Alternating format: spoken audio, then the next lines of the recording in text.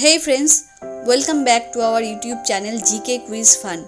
Today we will discuss some important general science questions which are repetitive and important questions for all upcoming competitive exams. Let's start together. What does DNA stand for? DNA का अर्थ क्या है? And the right answer is deoxyribonucleic acid. Deoxyribonucleic amlo. Deoxyribonucleic acid or DNA is the molecule that carries genetic information for the development and functioning of an organism. Means DNA वो अणु है जो किसी जीव के विकास और कामकाज के लिए आनुवंशिक जानकारी रखता है. आनुवंशिक जानकारी रखता है, genetic information. So DNA is for genetic information. Remember, okay? So DNA is deoxyribonucleic acid. How many bones are there in a human body? मानव शरीर में कितनी हड्डियां होती है? And the right answer is 206. 206. The concept of gravity was discovered by which famous physicist? गुरुत्वाकर्षण के अवधारण के खोज किस प्रसिद्ध भौतिक विज्ञानी ने किए थे? And the right answer is sir Isaac Newton. Sir Isaac Newton the concept of gravity दिए थे. ठीक है. What is the hardest natural substance on earth? पृथ्वी पर सबसे कठोर प्राकृतिक पदार्थ कौन सा है? And the right answer is diamond. Diamond हीरा. हीरा जो होता है वो पृथ्वी पर स्थित hardest natural substance. Which is the main gas that makes the Earth's atmosphere? पृथ्वी की वायुमंडल बनाने वाली मुख्य गैस कौन सी है? And the right answer is nitrogen. Nitrogen मुख्य गैस है जो वायुमंडल में स्थित है. पृथ्वी की वायुमंडल में सबसे ज़्यादा गैस जो मिलती है वो है nitrogen. And the percentage is 78%. 78%. And after that is oxygen. Humans and chimpanzees share roughly how much DNA? मनुष्यों और चिंपांजी लगभग कितना DNA शेयर करते हैं? And the right answer is 98%. 98% DNA human और चिंपांजी के बीच शेयर होता है. Roughly how long does it takes for sun's light to reach Earth? सूर्य की रोशनी को पृथ्वी तक पहुंचने में लगभग कितना समय लगता है? And the right answer is 8 minutes 20 seconds. 8 minutes 20 seconds में सूर्य की जो किरणें हैं वो पृथ्वी पर पहुंचती है. Sun's light to reach earth. Which famous British physicist wrote the book a brief history of time? किस प्रसिद्ध ब्रिटिश विज्ञानी ने समय का संक्षिप्त इतिहास जो बुक है वो लिखा है? सो बुक का नाम क्या है? अ ब्रीफ हिस्ट्री ऑफ टाइम. समय का संक्षिप्त इतिहास जो बुक है वो किसने लिखा है? And the right answer is Stephen Hawkings. The brief history of time from the big bang was published in 1988 and the book is about the origins and nature of universe. ये जो book है brief history of time from the big bang publish हुआ था 1988 में, प्रकाशित हुआ था. ब्रह्मांड की उत्पत्ति और प्रकृति के बारे में इस बुक में लिखा हुआ है. इस बुक का जो मेन टॉपिक है वो है ब्रह्मांड की उत्पत्ति और प्रकृति. At what temperature are Celsius and Fahrenheit equal?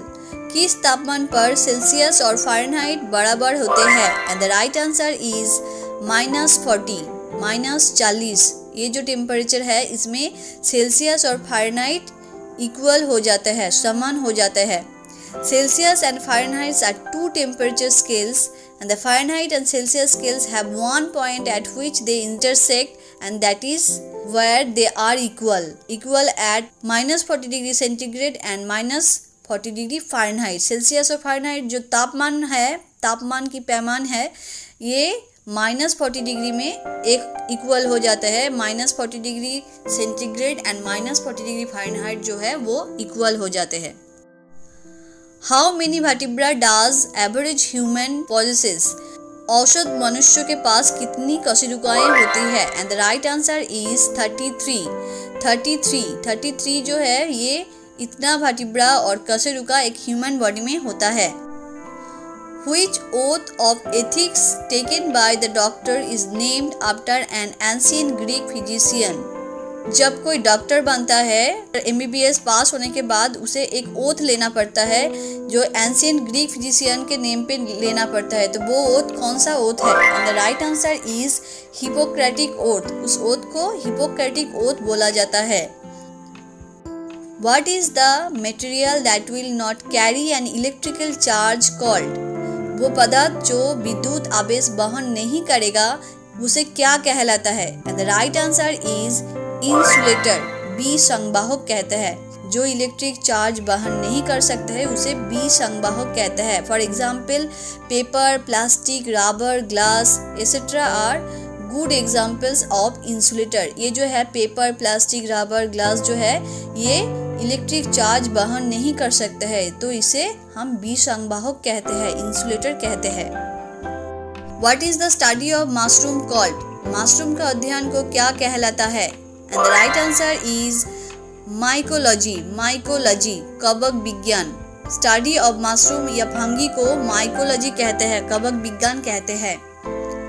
How many brains and hearts does N octopus have? एक ऑक्टोपस के पास कितने दिमाग और दिल होते हैं?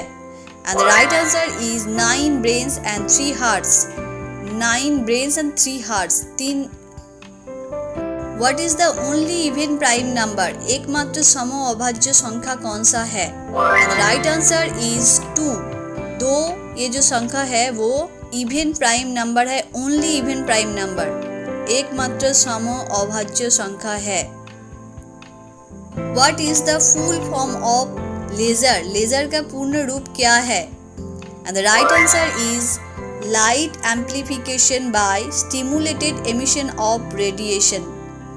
Light amplification by stimulated emission of radiation. What does USB stand for? USB का मतलब क्या है? And the right answer is universal serial bus. Universal serial bus. USB is a standard for connecting devices to computers. It allows for the transfer of data and power between devices using a single cable. What is the heaviest organ in human body? मानव शरीर का सबसे भारी अंग कौन सा है? And the right answer is skin. Skin. The heaviest organ is the skin with a mass of 4 to 5 kgs. जो skin है 4 से 5 kgs जिसका वेट होता है। And then the second heaviest organ of human body is liver, जिसका वजन होता है 1.5 kg। And the third heaviest organ is the brain. What is the rarest blood type of human being? मनुष्य में सबसे दुर्लभ रक्त का प्रकार कौन सा है? And the right answer is AB negative. AB negative जो ब्लड ग्रुप है वो रेयरेस्ट ब्लड है ह्यूमन बीइंग के लिए। What metal is the best conductor of electricity? कौन सा धातु विद्युत का सबसे अच्छी चालक होता है? And the right answer is pure silver, pure silver. शुद्ध चांदी बेस्ट कंडक्टर ऑफ इलेक्ट्रिसिटी होता है, विद्युत के सबसे अच्छी चालक है। How many states of matter are there? पदार्थ का कितना अवस्थाएं होता है? And the right answer is 4। पदार्थ का चारों स्टेट और चारों अवस्थाएं होता है। And the 4 states are solid, liquid, gas and plasma. Solid, liquid, gas and plasma. ठोस, तरल, गैस और प्लाज्मा। ठोस, तरल, गैस और plasma.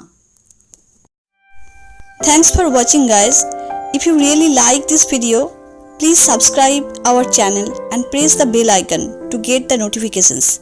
And please like, share if you think this video is really helpful for your upcoming exams.